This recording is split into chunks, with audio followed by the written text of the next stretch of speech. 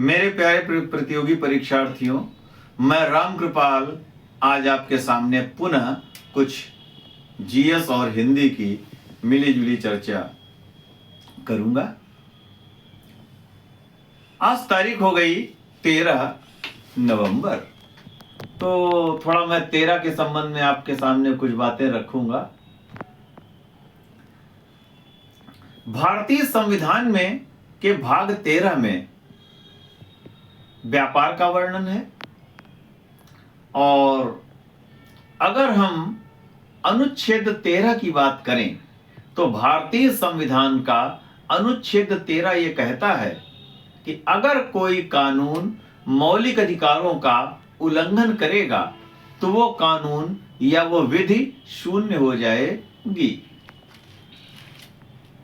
इसके अतिरिक्त जैन धर्म के 13वें तीर्थंकर हैं विमल नाथ, और इनका प्रतीक चिन्ह शूकर है। आगे चलते हैं। अगर हम पंजाब की बात करें तो पंजाब लोकसभा के लिए 13 सांसद चुनकर भेजता है। इसके अतिरिक्त हम चोल काल में चलें तो चोल राजा करिकाल ने वेणी के युद्ध में 13 राजाओं के संग को हराया था। करिकाल को झुलसी टांगों वाला मनुष्य या 7 सुरों का ज्ञाता भी कहते हैं। आगे चलते हैं। केशवानंद भारती बनाम केरल राज्य 1973 में सुप्रीम कोर्ट ने अपना फैसला दिया था। इस केशवानंद भारती बनाम केरल राज्य में सुप्रीम कोर्ट ने कहा था संविधान में संशोधन तो हो सकता है लेकिन आधारभूत ढांचा बदला नहीं जा सकता। मेरे प्यारे प्रतियोगी परीक्षार्थियों, इस वाद में ये जो वाद सुप्रीम कोर्ट ने दिया तो इसमें 13 जजों की पीठ बैठी थी। 13 जजों ने इस पर फैसला दिया था। फिर आगे चलते हैं। ये कह सकते हैं 13वां संविधान संशोधन। 13वें संविधान संशोधन 1963 के द्वारा नागालैंड को पूर्ण राज्य का दर्जा दिया गया था। नागालैंड की राजधानी है कोहिमा। यहाँ नागा जनजाति ज्यादा निवास करती है। यहाँ की भाषा अंग्रेजी है, तो नागा जनजाति के नाम पर ही यहाँ का नाम नागालैंड रखा गया था। जालीदार सांप ये नागालैंड में पाया जाता है। तो 13वां संविधान संशोधन 1963 नागालैंड अस्तित्व में आया। फिर आगे चलते हैं 13 के ऊपर। तो अटल बिहारी वाजपेयी जो हैं, जब 1996 में 96 में पहली बार प्रधानमंत्री बने तो मात्र 13 दिन ही प्रधानमंत्री रह पाए थे। फिर उसके बाद उन्हें अपने पद से इस्तीफा देना पड़ा क्योंकि उनको बहुमत सदन में नहीं मिल पाया था। उन्होंने कहा भी था, अध्यक्ष महोदय, मैं अपना इस्तीफा देने राष्ट्रपति के पास जा रहा हूं। उसके पश्चात आश्चर्य की बात है कि पहली बार वो 13 दिन के लिए बने। फिर 1998 में वो पुनः पीएम बने, तब मात्र 13 महीने तक वो प्रधानमंत्री रहे। फिर उसके बाद 1999 में जब उनकी एक वोट से सरकार गिरी, पुनः लोकसभा का चुनाव हुआ, तब जो है वो 13वीं लोकसभा, 99 में 13वीं लोकसभा का जो चुनाव हुआ उसमें उन्होंने 13 अक्टूबर 1999 को प्रधानमंत्री पद की शपथ ली थी। तो वो 13वीं लोकसभा थी और 13वीं लोकसभा ने अपना कार्यकाल पूरा किया था। उसके भी उस समय प्रधानमंत्री अटल बिहारी वाजपेयी जी बने थे। 13वीं लोकसभा के अध्यक्ष बनाए गए थे गुंती मोहन चंद बाल योगी जी। और आगे चलते हैं 13 के क्रम में। और जहां तक मुझको 13 के क्रम की बात याद आ रही है, तो और अगर कुछ मुझको याद आएगा तो मैं आपके सामने रखने की कोशिश करूंगा। देखें, गीतांजलि पुस्तक के लिए गुरुदेव रविंद्रनाथ टैगोर को 1913 में साहित्य का नोबेल पुरस्कार दिया गया था। इसके अतिरिक्त इस फिल्म के इसके अतिरिक्त 1913 में भारत की पहली हिंदी फीचर फिल्म या प्रथम स्वदेशी फिल्म राजा हरिश्चंद्र रिलीज हुई थी 3 मई 1913। इस फिल्म के निर्माता थे श्री धुंधराज गोविंद फाल्के, जिनको दादा साहेब फाल्के के नाम से भी जाना जाता है। इनके नाम पर फिल्मी क्षेत्र में या फिल्मी जगत से प्रत्यक्ष या अप्रत्यक्ष रूप से जो लोग जुड़े हुए हैं उनको पुरस्कार भी प्रदान किया जाता है। 1913 में भारत के वायसराय लॉर्ड हार्डिंग थे। आगे चलते हैं। Uttar Pradesh police regulation para 13 के अनुसार पैरा 13 का संबंध पुलिस कप्तान से होता है। तो जहां तक मुझे 13 की जानकारियां हैं मैंने आपके समक्ष रखी। और गदर पार्टी की स्थापना 1913 में हुई और ये स्थापना लाला हरदयाल ने सैन फ्रांसिस्को में की थी और इसके अध्यक्ष श्री सोहन सिंह भाखना बनाए गए थे। तो मैंने ये आपके समक्ष इतनी जानकारी रखी 13 से संबंधित, और अगर कुछ याद आ जाएगा तो मैं फिर आपको बताने की चेष्टा करूंगा। आइए कुछ चर्चाओं का क्रम प्रारंभ करते हैं। 1325 में मोहम्मद जूना खान गद्दी पर बैठे और गद्दी पर सुल्तान मोहम्मद बिन तुगलक के नाम से गद्दी पर बैठे थे।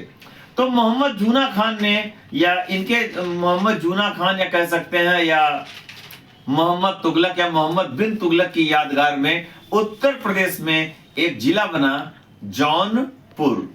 एक जिला बना जौनपुर, ये गोमती नदी के किनारे है। इसके अतिरिक्त सुल्तान मोहम्मद बिन तुगलक ने एक कृषि विभाग बनाया था जिसका नाम था दीवाने कोही। ये कृषि विभाग था और इसका मुख्य अधिकारी अमीरे कोही कहलाता था। एक प्रकार से आज की भाषा करें तो राजकीय कृषि विभाग।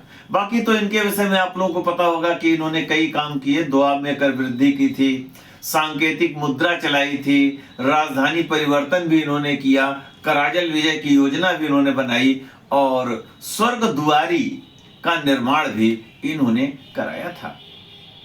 इन्होंने काम तो सब अपने हिसाब से सही किए, लेकिन समय से आगे होने के कारण लोग इनके कार्य को समझ नहीं पाए और इनसे असंतुष्ट रहे।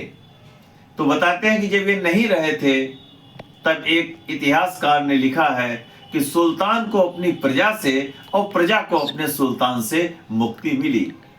इन्हीं के शासन काल के दौरान मोरक्को यात्री इब्न बतूता दिल्ली की यात्रा पर आए थे और इन्होंने उनको दिल्ली का काजी बनाया था। काजी यानी न्यायाधीश। सल्तनत काल में जो सबसे बड़ा न्यायाधीश होता था उसको कहते थे काजी उल कुजात। काजी उल कुजात, काजी यानी न्यायाधीश। आइए और आगे चर्चाओं को आगे बढ़ाते हैं। सबसे छोटा महाद्वीप है ऑस्ट्रेलिया महाद्वीप। प्यासी भूमि का इलाका ऑस्ट्रेलिया, कंगारू का देश ऑस्ट्रेलिया। और ऑस्ट्रेलिया महाद्वीप जो है इसमें लगभग 16 देश आते हैं। ऑस्ट्रेलिया महाद्वीप को ओशनिया महाद्वीप भी कहते हैं। ऑस्ट्रेलिया महाद्वीप में स्वयं एक ऑस्ट्रेलिया देश भी आता है।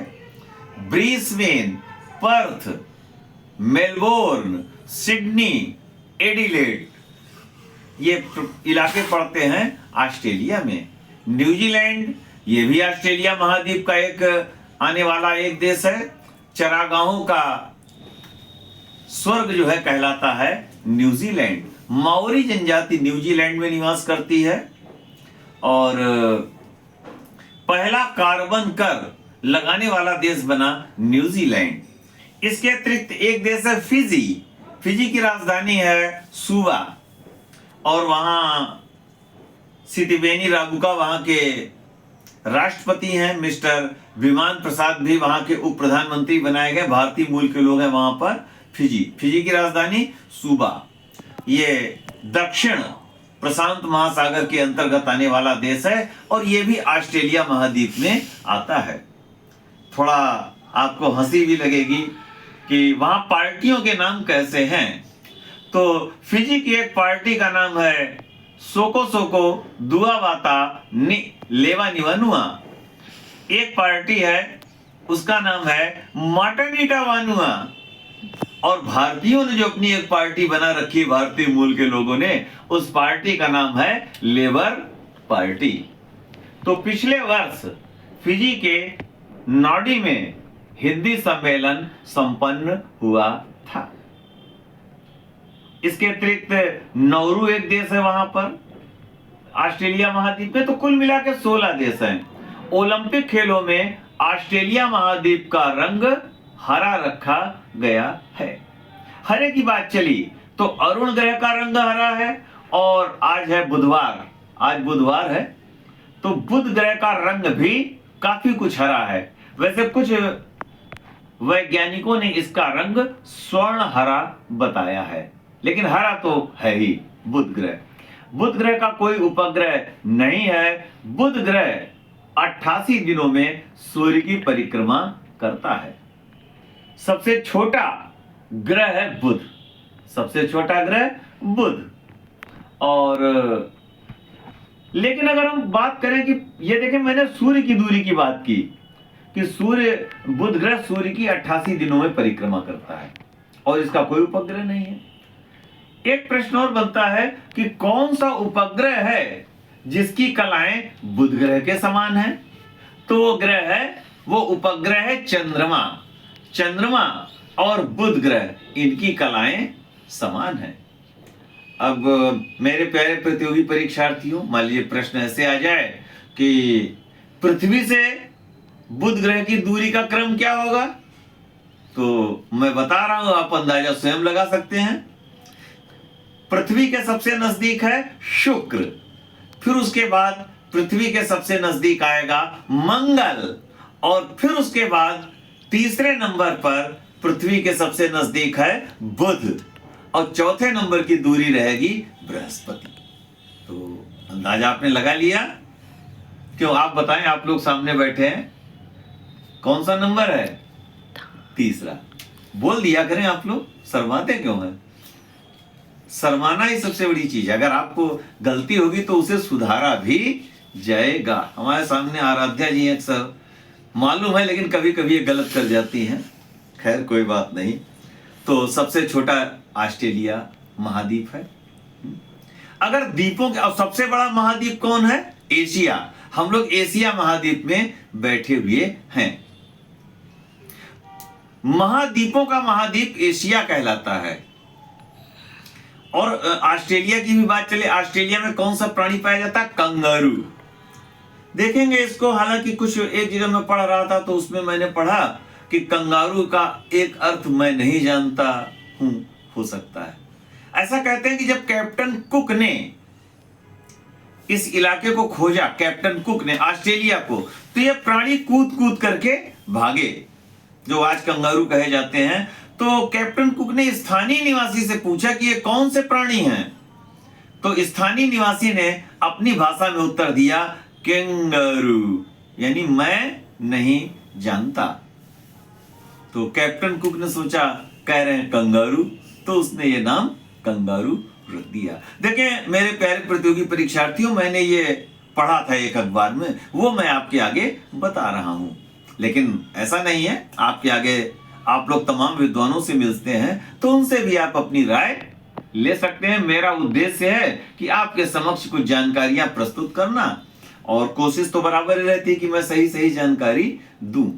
आप अक्सर देखते होंगे कि जब ऑस्ट्रेलिया की टीम जीतती है तो अखबारों में या टीवी वगैरह में कह देते हैं लोग कंगारू जीते, या ऑस्ट्रेलिया की टीम हारी तो कंगारू हारे।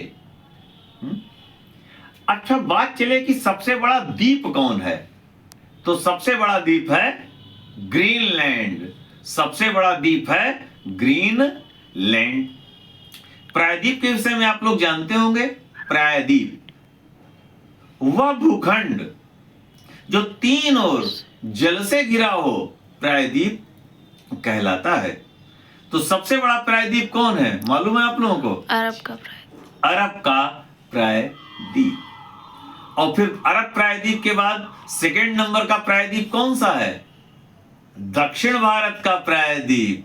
जो दक्षिण भारत है वो प्रायद्वीप है, क्योंकि एक तरफ अरब सागर है, नीचे हिंद महासागर है, और एक तरफ बंगाल की खाड़ी। लौंग का द्वीप, लौंग का द्वीप कहलाता है जंजीबार। मोतियों का द्वीप, मोतियों का द्वीप कहलाता है बहरीन। ये अरब कंट्रीज हैं। बहरीन की राजधानी है मनामा। बहरीन की राजधानी मनामा। ये सब अरब कंट्रीज हैं। देखें, अरब लीग का मुख्यालय मिस्र की राजधानी काहिरा में है, जबकि खाड़ी सहयोग परिषद, ध्यान रखें, खाड़ी सहयोग परिषद, इसका एक उपनाम अरब देशों की सहयोग खाड़ी परिषद भी है। तो खाड़ी सहयोग परिषद का मुख्यालय सऊदी अरब की राजधानी रियाद में है। खाड़ी सहयोग परिषद रियाद, और अरब लीग का मुख्यालय काहिरा। भूमध्य सागर की कुंजी कहलाती है जिब्राल्टर। जिब्राल्टर जल संधि। तो ये तो आप लोग जानते होंगे या ना भी जानते हो कि जिब्राल्टर जल संधि किसको जोड़ती है? स्पेन और मोरक्को। स्पेन ये यूरोप महाद्वीप में आने वाला एक देश है जिसकी राजधानी है मैड्रिड, और मोरक्को अफ्रीका महाद्वीप में आने वाला एक देश है जिसकी राजधानी है रवात। मैंने बचपन में इंग्लिश में एक नाटक पढ़ा था कक्षा 11 में, मर्चेंट ऑफ वेनिस, तो उसमें मोरक्को शब्द आया, प्रिंस ऑफ मोरक्को। अभी मैंने मोरक्को की चर्चा की कि भाई कौन थे, इब्न बतूता साहब, ये भी वहीं से आए थे। इनकी पुस्तक है किताबुल रहला। अब एक प्रश्न ऐसे ही बन सकता है कि जिब्राल्टर जल संधि किन महाद्वीपों को जोड़ती है? तो यूरोप और अफ्रीका महाद्वीपों को जोड़ती है। ऐसे ही प्रश्न बन सकता है। क्या पूछ रहे हैं कुछ आप? क्या पूछ रहे हैं बताएं।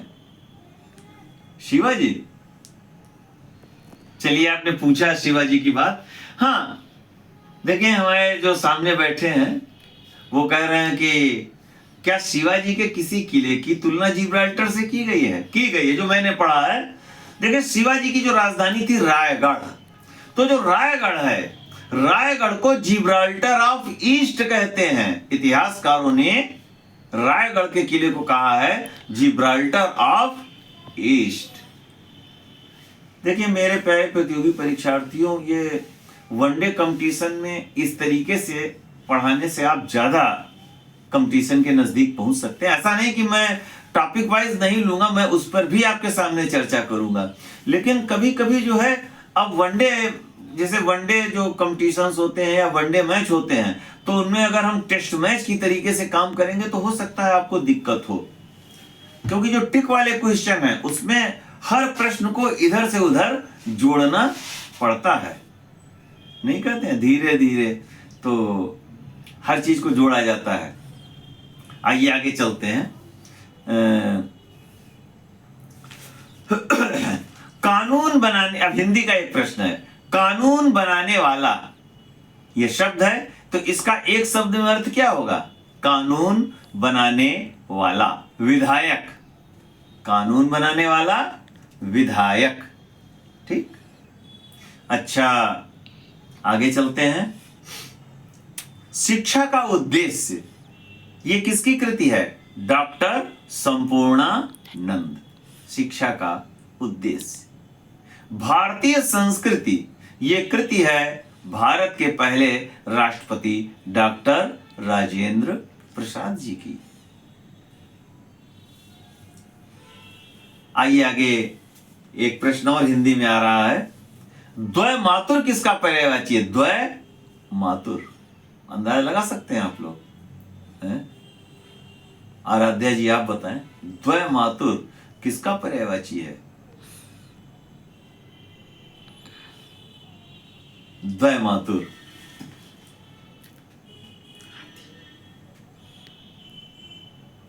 एक दंत दयावंत चार भुजाधारी, गणेश जी। माथे पर तिलक सोए मूस की सवारी, पान चढ़े फूल चढ़े और चढ़े मेवा, लड्डू का भोग लगे संत करे सेवा। जय हाथी। गणेश। ये गणेश जी का पर्यायवाची है। द्वय मातुर गणेश जी का पर्यायवाची है। लंबोदर, गजबदन, गणनायक, गौरीसुत, विनायक, एकदंत, द्वय मातुर, मोदक प्रिय, हेरंब,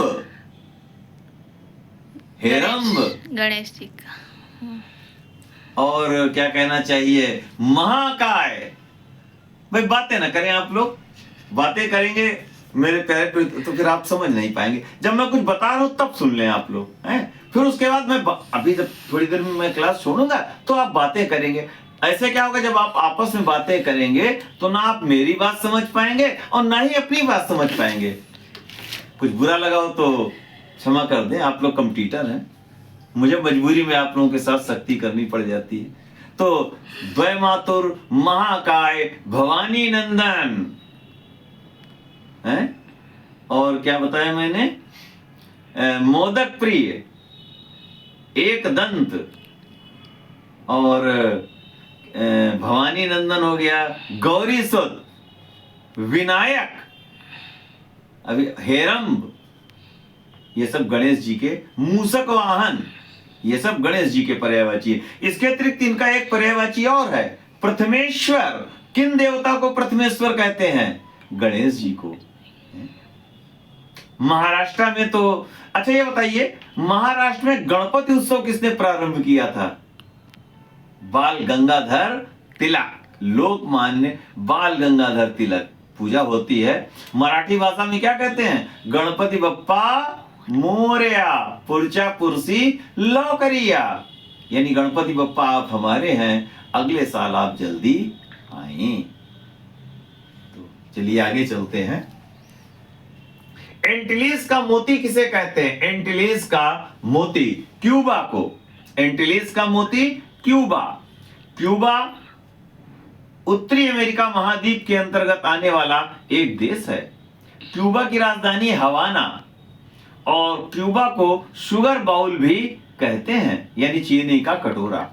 हालांकि अब तो क्यूबा से ज्यादा कई देशों में चीनी हो रही है, चीनी सबसे ज्यादा इस समय ब्राजील में हो रही है। लेकिन अब शुगर बाउल क्यूबा को इसलिए कहते हैं क्योंकि वहां की जो अर्थव्यवस्था है वो चीनी पर ही चलती है। क्यूबा ने एक, आपको पर्यावरण की अगर हम बात करें तो पर्यावरण से संबंधित एक जानकारी है कि क्यूबा ने साइकिल को सरकारी परिवहन घोषित कर दिया है, ताकि जितने भी सरकारी कर्मचारी अधिकारी हैं वो साइकिल का प्रयोग करें, जिससे क्या होगा, एक तो पेट्रोलियम की बचत होगी और हवा भी, पर्यावरण शुद्ध रहेगा। तो क्यूबा ने ऐसा किया है। तो एंटिलीज का मोती क्यूबा। हरक्यूलिस के स्तंभ, इसको कहते हैं जिब्राल्टर की खाड़ी। गुलाबी शहर भारत में किसको कहते हैं? जयपुर। इसको सवाई राजा जय सिंह ने जब प्रिंस ऑफ वेल्स भारत की यात्रा पर आए थे तो उनके सम्मान में बनवाया था। ये आमेर का राजघराना है। आमेर का किला यहां से लगभग 11 किलोमीटर की दूरी पर है। हवा महल यह जयपुर में है। इसके अतिरिक्त भारत का सबसे सुंदर सिनेमा घर राज मंदिर जयपुर में है। उत्तर पश्चिम रेलवे, इसका मुख्यालय भी जयपुर में है। और ये तो आप जानते होंगे कि जयपुर राजस्थान की राजधानी भी है। क्षेत्रफल में सबसे बड़ा प्रदेश राजस्थान है। जंतर मंतर ये सवाई राजा जयसिंह ने 5 स्थानों पे बनवाया था, तो उसमें एक जंतर मंतर जयपुर में भी है, और भी कई। और जो मैंने भी हवा महल की बात की, तो सवाई राजा प्रताप सिंह ने बनवाया था जयपुर। एड्रियाटिक की रानी किसको कहते हैं? वेनिस। ये इटली में पड़ता है, एड्रियाटिक की रानी वेनिस। अभी मैंने चर्चा की थी प्रिंस ऑफ मोरक्को, तो नाटक का नाम था मर्चेंट ऑफ वेनिस, और उसके मुख्य पात्र थे एंटोनियो। हालांकि कई पात्र हैं उसमें। एड्रियाटिक की रानी वेनिस। और चीनी के कटोरा मैंने बता ही दिया है। पूर्व का वेनिस, पूर्व का वेनिस कहलाता है अल्लाह पूजा। अल्लाह पूजा ये प्लेस पड़ता है केरल में। भारत का मसाला राज्य केरल कहलाता है, मसालों का बगीचा भी कहते हैं। केंद्रीय रबड़ बोर्ड का मुख्यालय कोट्टायम केरल में है। भारत में सबसे ज्यादा नारियल केरल में होता है। भारत में सर्वाधिक साक्षरता केरल में है। और पेरियार परियोजना ये केरल में है। इसके अतिरिक्त विष्णु भगवान का पद्मनाभन मंदिर ये केरल में है। ट्रावनकोर ये प्लेस भी केरल में पड़ता है। केरल उच्च न्यायालय कहां स्थित है? एर्नाकुलम।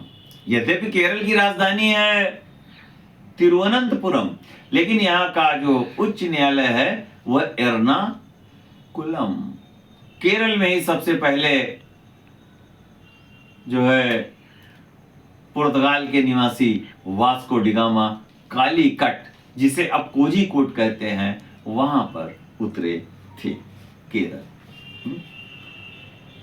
क्वीन ऑफ अरबियन सी, अरब सागर की रानी कहते हैं कोचीन को। ये पुर्तगालियों ने अपना पहला मुख्यालय कोचीन में ही बनाया था, लेकिन 1503 में फिर ये अपना मुख्यालय गोवा लिए गए थे। क्वीन। उत्तर का वेनिस किसको कहते हैं? उत्तर का वेनिस एम्स्टर्डम। नीदरलैंड की राजधानी है एम्स्टर्डम। आपको थोड़ा याद दिला दें, नीदरलैंड का पुराना नाम है हॉलैंड। यहां के निवासी डच कहलाते हैं, जो कि संसार में सबसे सुंदर माने जाते हैं, डच।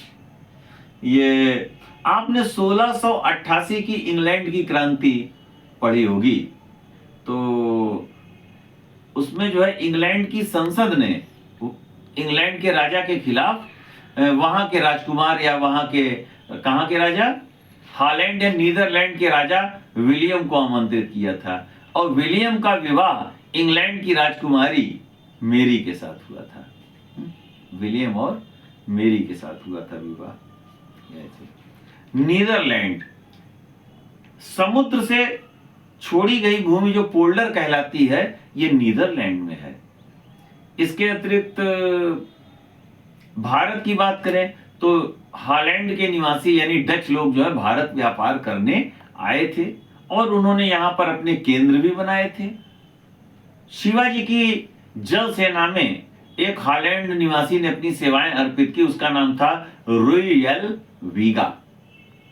लेकिन 1759 बेदरा के युद्ध में हॉलैंड के निवासी या डच अंग्रेजों से अंतिम रूप से पराजित हो गए थे।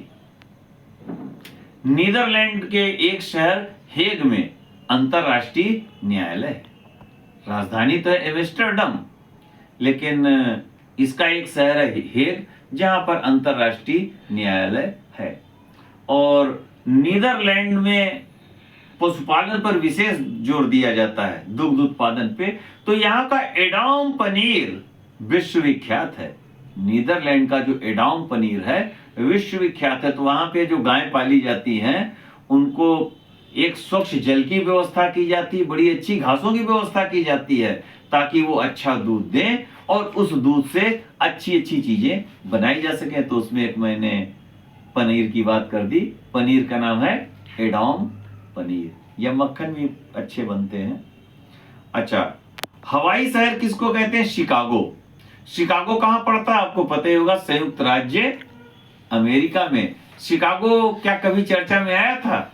1893 जब स्वामी विवेकानंद ने यहां पर अपना भाषण दिया था। किस तारीख को दिया? 11 सितंबर 1893, सोमवार वाले दिन। और उसमें इन्होंने भारत के गौरव को दिखाया था। पहले तो भारतीयों को कोई स्थान ही नहीं था, लेकिन जीरो पर जब ये बोले हैं विवेकानंद वहां पर, तो वहां के लोग मंत्रमुग्ध हो गए। यहां तक कि अमेरिका के समाचार पत्र न्यूयॉर्क हेराल्ड ने लिखा कि स्वामी विवेकानंद निस्संदेह एक महान व्यक्ति हैं। उनके भाषणों को सुनने के बाद ये पता चलता है कि उस तरीके विद्वान के देश में ईसाई पादरी भेजना कितनी बड़ी मूर्खता है। अमेरिका में विज्ञान शाखा के अध्यक्ष जॉर्ज स्नेल ने लिखा कि इस धर्म संसद का और कोई लाभ हुआ हो या ना हुआ हो, लेकिन इतना लाभ अवश्य हुआ कि इसने ईसाई जगत, विशेषकर अमेरिका के लोगों को यह बताया कि संसार में दूसरे संप्रदाय भी हैं जो ईसाई धर्म की अपेक्षा कहीं अधिक उदार और व्यापक हैं। बाकी तो विवेकानंद जी के विषय में आप लोग जानते होंगे कि इनका वास्तविक नाम नरेंद्र नाथ दत्त था और इनके गुरु का नाम रामकृष्ण परमहंस था। क्योंकि वो शिकागो की बात आई तो दिमाग उधर चला गया। किस नदी, एशिया की किस नदी को पीली नदी कहते हैं? हांगहो। ये चीन में पाई जाती है। एशिया का अजगर चीन कहलाता है। अगर हम एशियाई देशों की बात करें तो क्षेत्रफल में एशिया का सबसे बड़ा देश चीन है और जनसंख्या के मामले में विश्व में सबसे बड़ा देश चीन है। चीन में चीनी भाषा है चीनी मैंडारिन, जो कि विश्व में सबसे ज्यादा बोली जाती है। इस समय चीन के राष्ट्रपति हैं मिस्टर शी जिनपिंग। चीन की मुद्रा का नाम युआन है। विश्व में सबसे अधिक ऊंचाई की रेलवे लाइन चीन के किंघाई प्रांत से लेकर के तिब्बत की राजधानी ल्हासा तक है। अभी मैंने पिछले टर्न पे चर्चा भी की थी कि आप लोगों को मालूम है कि कौन भारतीय बौद्ध भिक्षु या दार्शनिक चीन में बौद्ध धर्म लेके गए थे? हाँ, जोर से बोल दें, शर्मा रही।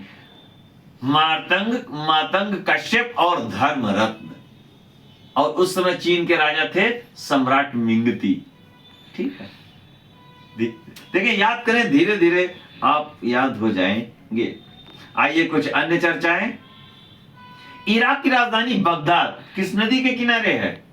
दजला नदी के किनारे, जिसको इंग्लिश में टिग्रिस नदी भी कहते हैं। इराक का पुराना नाम मेसोपोटामिया। देखें, खलीफाओं की चर्चा हुई तो खलीफा लोग ज्यादातर बगदाद में भी रहे हैं। और वैसे तो आप लोगों ने बचपन में पढ़ा होगा, फिल्में भी बन चुकी हैं।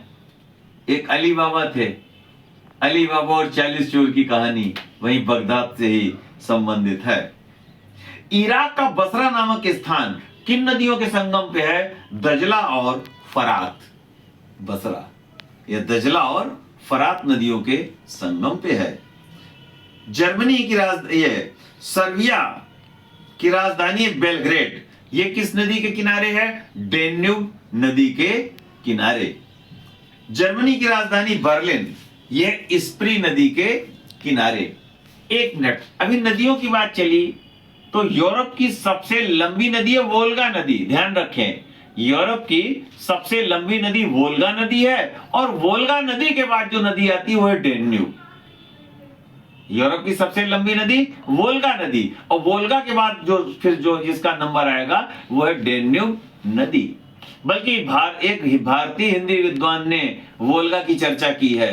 वोल्गा से गंगा, ये किसकी कृति है बताएं? वोल्गा से गंगा किसकी कृति है?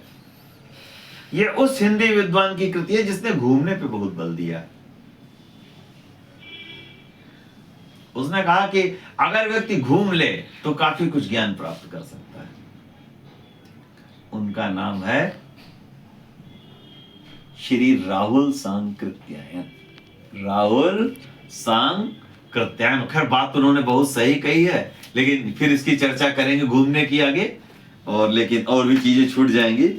इसके अतिरिक्त आइए आगे बढ़ते हैं। हंगरी की राजधानी बुडापेस्ट, ये भी डेन्यूब नदी के किनारे है। हंगरी में जो घास के मैदान है वो पुस्टैच कहलाते हैं। मिस्र की राजधानी है काहिरा, नील नदी के किनारे। कल मैंने चर्चा भी की थी कि मिस्र में लकड़बग्घा खाया जाता है।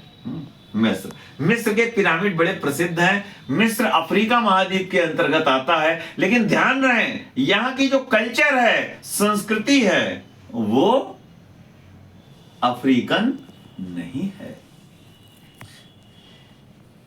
स्कॉटलैंड, ये ग्रेट ब्रिटेन का एक प्रोविंस है स्कॉटलैंड। देखिए ध्यान, पहले तो हम बता ही दें, इंग्लैंड, स्कॉटलैंड, वेल्स, उत्तरी आयरलैंड, इनको मिलाकर यूनाइटेड किंगडम यानी ग्रेट ब्रिटेन का निर्माण होता है। तो स्कॉटलैंड की राजधानी ग्लासगो, स्कॉटलैंड की राजधानी है ग्लासगो। ये क्लाइड नदी के किनारे है, क्लाइड नदी। यूनाइटेड किंगडम, इसकी राजधानी है लंदन। मानवाधिकारवादी संगठन एमनेस्टी इंटरनेशनल, इसका मुख्यालय है लंदन में। इसके अतिरिक्त राष्ट्रमंडल, जो राष्ट्रमंडल हैं कॉमनवेल्थ देश, इनका मुख्यालय भी लंदन में है। अंतरराष्ट्रीय समुद्री अनुसंधान संस्थान, यह भी लंदन में है। लंदन टेम्स नदी के किनारे है, लंदन टेम्स नदी के किनारे है। जर्मनी का हैम्बर्ग शहर एल्बे नदी के किनारे है। जर्मनी का हैम्बर्ग नगर जो है ये एल्बे नदी के किनारे है। वैसे जर्मनी का ज्यादातर व्यापार किस नहर के माध्यम से होता है? जर्मनी का ज्यादातर व्यापार किस नहर के माध्यम से होता है? कील नहर के माध्यम से होता है। कील नहर उत्तरी सागर और बाल्टिक सागर को जोड़ने का काम करती है। काले जंगल पाए जाते हैं जर्मनी में। भारत का जमशेदपुर किस नदी किनारे है? स्वर्ण रेखा नदी के किनारे। अफगानिस्तान की राजधानी काबुल, यह किस नदी के किनारे है? काबुल नदी के किनारे। वैदिक काल में काबुल को कुबा के नाम से जाना जाता था। पाकिस्तान में, पाकिस्तान के अंतर्गत आने वाला एक शहर कराची, यह किस नदी के किनारे है? सिंधु नदी के किनारे। जबकि पाकिस्तान का एक शहर लाहौर, यह किस नदी के किनारे है? रावी नदी के किनारे। रोम टाइबर नदी के किनारे है। और संघाई ये कियांगोरा नदी के किनारे है। श्रीनगर झेलम नदी के किनारे है, जबकि वाशिंगटन डीसी ये पोटोमैक नदी के किनारे है। Washington DC. आइए कुछ हवाई अड्डों की चर्चा करते हैं, फिर उसके बाद थोड़ा समापन करेंगे। इंदिरा गांधी अंतरराष्ट्रीय हवाई अड्डा ये नई दिल्ली में है। छत्रपति शिवाजी हवाई अड्डा ये मुंबई में है। नेताजी सुभाष चंद्र बोस हवाई अड्डा ये कोलकाता में है। कैंपेगौड़ा हवाई अड्डा बेंगलुरु में है। अन्ना अंतरराष्ट्रीय हवाई अड्डा चेन्नई में है।